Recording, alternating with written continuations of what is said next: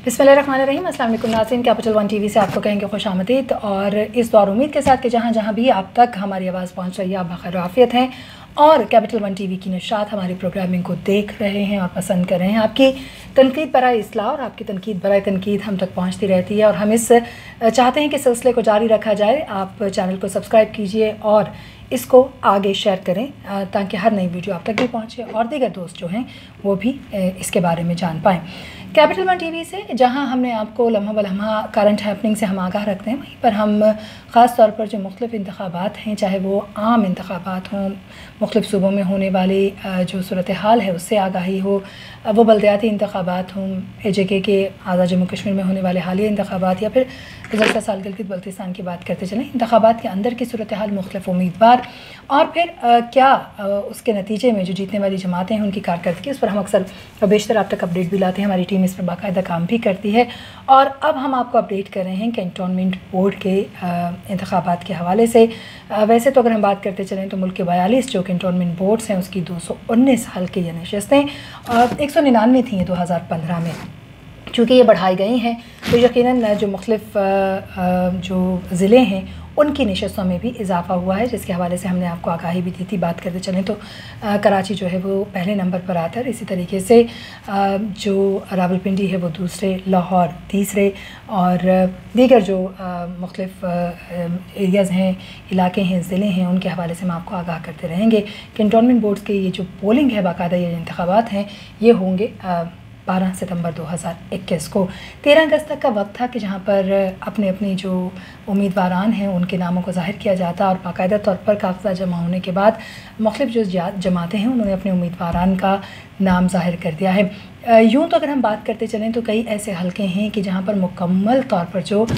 मुख्तलिफ़ हलके हैं या ज़िले के इलाके हैं उनमें PTI ने अपने उम्मीदवारान क्लियरली सामने ले आए हैं। कुछ ऐसी जमातें हैं जो अभी भी शशोपंच का शिकार हैं। अगर हम कुछ एरियाज़ की बात करते चलें तो पाकिस्तान पीपल्स पार्टी की जानिब से कुछ हलकों में फ़ैसला ना हो जाने की वजह से या ना हो पाने की वजह से अपने उम्मीदवारान का नाम सामने नहीं लाया गया। इसी तरीके से अगर हम बात करते चलें तो पाकिस्तान मुस्लिम लीग नून जो है उनकी जानिब से भी, चूँकि ज़ाहिर है वो धड़ों में बटी हुई है और काफ़ी ज़्यादा इख्तिलाफ़ात का शिकार है, इन इख्तिलाफ़ात ने बड़ा नुकसान पहुँचाया है पाकिस्तान मुस्लिम लीग नून को। एक तरफ तो हम शहबाज शरीफ को देखते हैं, एक तरफ हम मरियम सफ्दर का तज़किरा करते हैं, एक वो ग्रुप है, एक वो ग्रुप है। फिर जो क़यादत का बयानिया है वो इस वक्त अगर उसको गौर से देखा जाए तो एक तरफ तो वो वोट को इज़्ज़त दो की बात करते हैं, लेकिन दूसरी जानिब उनका हर अमल इससे बिल्कुल मुख्तलिफ दिखाई देता है। तो ओवरऑल अगर हम बात करते चलें तो इसके बावजूद भी वो एरियाज़ के जिनको हम गढ़ मानते हैं PMLN का, और उनमें ज़ाहिर है कि लाहौर जो है वो बड़े वाज़ेह तौर पर हमारे सामने। इसी तरीके से अगर हम गुजरांवाला की भी बात करें, आने वाले प्रोग्राम में हम उनसे भी आपको आगाही देंगे। तो लाहौर को जो है वो पंजाब का जब भी तस्करा जहन में आता है तो PMLN का जहन में ज़िक्र आता है। एक तो वजह ये भी रही कि ज़ाहिर है कि PMLN एक बहुत तवील अरसे तक पाकिस्तान पर जो है वो इक़्तिदार में रहे हैं और यही वजह है कि मुख्तलिफ़ सूबों की जब हम बात करते चलें तो सूबाई हुकूमतें भी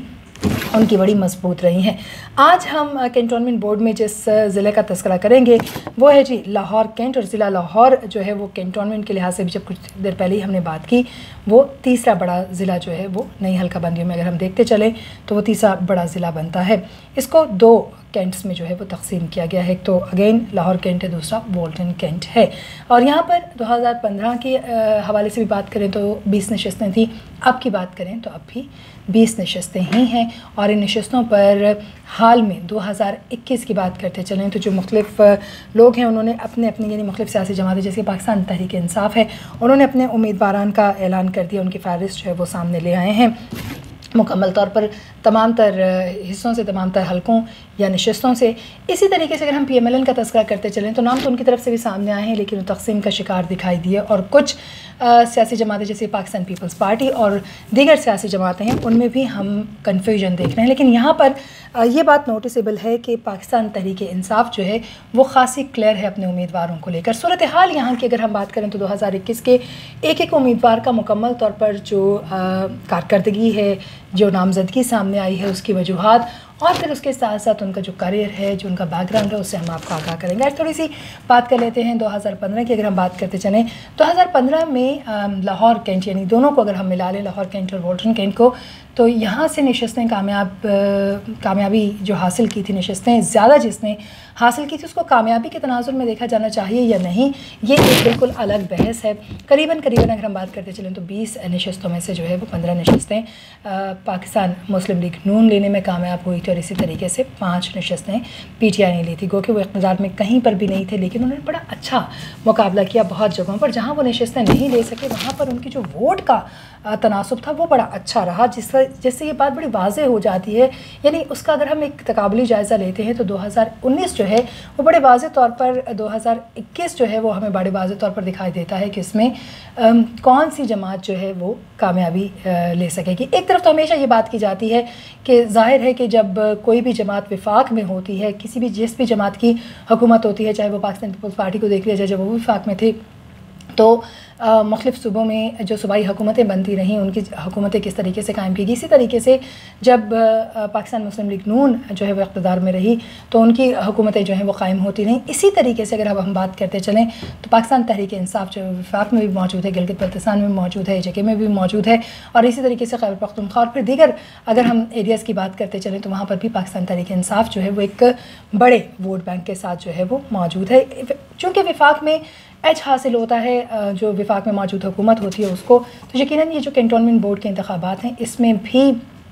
پاکستان تحریک انصاف کو وفاق میں ہونے کا ایک بڑا ایج حاصل ہوگا۔ لیکن اس کا یہ مطلب نہیں ہے کہ 2015 کی اگر ہم ایک نگاہ ڈالیں تو اس میں انہوں نے باقاعدہ طور پر کارکردگی نہیں دکھائی، کہ جو نامزد کیے گئے نمائندے تھے ان لوگوں نے ایک اچھا مقابلہ کیا تھا۔ کسی جگہ پر ووٹ بینک جو ہے وہ کچھ 100 میں رہا، کسی جگہ پر ووٹ بینک ہزاروں میں بھی کیا، اور ان ہزاروں کے ووٹ بینک کے ساتھ بھی ان کا مقابلہ بہتر ہے۔ اگر ہم بات کرتے چلیں 2015 سے تو وارڈ نمبر 1 جو ہے جب ہم لاہور کینٹ کا تذکرہ کرتے ہیں تو پی ایم ایل این کے شاہد علی شان جو ہیں وہ یہاں سے انہوں نے لیڈ کیا، یہ نشست انہوں نے اپنے نام کی تھی۔ اسی طریقے سے حلقہ نمبر 2 کی بات کرتے چلیں تو یہاں سے بھی پاکستان مسلم لیگ نون کے آباد محمود قریشی جو ہیں وہ جیتنے میں کامیاب ہوئے تھے۔ انہوں نے قریباً 3000 سے زائد ووٹ جو ہیں وہ حاصل کیے تھے، لیکن یہاں پر دوسرے number per P T I کے اخلاق حسین رہے تھے۔ تو جو مختلف وارڈز رہے وہاں پر اگر ہم بات کریں تو پاکستان مسلم لیگ نون نے اگر لیڈ کیا تو پی ٹی آئی نے دوسرے نمبر پر بڑا اچھا ان کا ووٹ سے مقابلہ کیا۔ حلقہ نمبر 3 کی بات کرتے چلیں لاہور کینٹ کی تو استاد رشید احمد جو ہیں پی ٹی آئی کے وہ یہاں سے کامیاب رہے 1894 ووٹس کے ساتھ۔ اسی طریقے سے وارڈ نمبر 4 جو ہے وہ فیصل فریاد امان جو ہیں انہوں نے اپنے نام کیا، وہ بھی پی ٹی آئی سے ان کا تعلق ہے، پی ٹی آئی کے ہی راجہ شہزاد حسین جو ہیں وہ 1145 ووٹ کے ساتھ حلقہ نمبر 5 سے کامیاب ہوئے، اور حلقہ نمبر 4 سے کامیاب ہوئے۔ اور پی ایم ایل این کے جو اگر ہم بات کرتے چلیں میجر ریٹائرڈ جاوید ضمیر وہ حلقہ نمبر 5 سے دوسرے نمبر پر تھے۔ پی ٹی آئی کے راجہ شہزاد حسین جو ہیں یہاں سے انہوں نے اچھا مقابلہ کیا۔ وارڈ نمبر 6 سے پی ٹی آئی کے محمد تیمور اختر جو ہیں وہ جیتنے میں کامیاب ہوئے، انہوں نے 1020 ووٹ حاصل کیے، اور یہاں ان کے مقابلے میں اگر ہم بات کریں تو ایک آزاد امیدوار نے مقابلہ کیا۔ Ward number 7 P M L N نے اپنے نام کیا، رانا تنویر احمد۔ اسی طریقے سے یہ 2015 کا ایک تقابلی جائزہ، 2021 کا بھی ہم مکمل تفصیل جو ہے وہ اب تک لے کر آئیں گے، اپنے آنے والے پروگرام میں آپ کو بتائیں گے۔ وارڈ نمبر اگر ہم 7 کی بات کرتے چلیں یعنی کینٹونمنٹ بورڈ کینٹ کا جو ایریا ہے، حلقہ نمبر 8 کی بات کرتے چلیں یہاں پر تو پی ایم ایل این کے رشید حسین سندھو جو ہیں انہوں نے یہاں پر 2113 ووٹ حاصل کیے، اور وارڈ نمبر 9 جو ہے اس میں Naeem Shahzad again P M L N کے، انہوں نے 3000 سے زائد قریباً 3616 ووٹ تھے ان کے، اس سے وہ کامیاب ہوئے۔ تو یوں اگر ہم پہلے اس کی بات کرتے چلیں یعنی جو لاہور کینٹ ہے اس کے 10 نشستوں کی بات کرتے چلیں تو 10 حلقے جو ہیں اس میں پی ایم ایل این 6 اور پی ٹی آئی 4 نشستیں جو ہیں وہ حاصل کرنے میں کامیاب رہی۔ بڑا اسٹرانگ مقابلہ جو ہے وہ انہوں نے کیا، کیونکہ جب یہ بات کی جاتی ہے